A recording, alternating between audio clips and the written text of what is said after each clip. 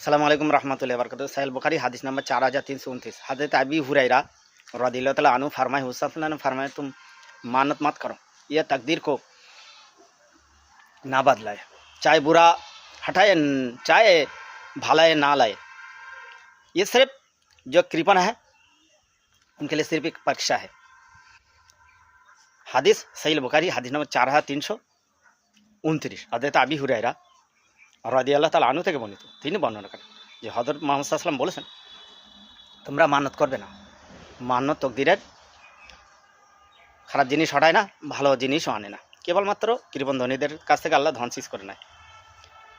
হাদিস সাহিহ বুখারী। ব্যাখ্যা, নবী করিম কি বলে, মানত করবে না ভাই। মাজারে মানত করা শিরক, কুফর আর বেদাত। মাজারে বা কোনো স্ট্যাচু বা কোনো গাছের কাছে আপনি মানত করলেন, অবশ্যই সেটা শিরক হবে, শিরক, কুফর আর বেদাত।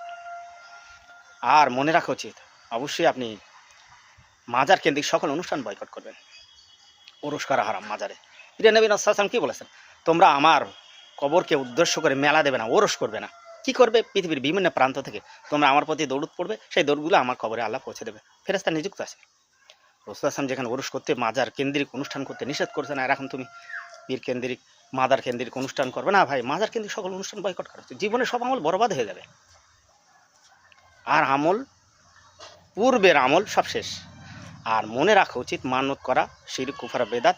আপনি মাজারে টাকাও দিতে পারবেন না, ফুল, বাতাসা, চাদর, মোমবাতি, ধূপবাতি কোনো কিছু দিতে পারবেন না। সিয়াসিতায় সাহিহ বুখারী, মুসলিম, তিরমিজি, নাসা, আবু দাউদ, মিশকাত, ইবনে মাজাহ হাদিস। আমার ভুরি হাদিস দেওয়া আছে, এই ইউটিউব, ফেসবুক আপনারা দেখবেন।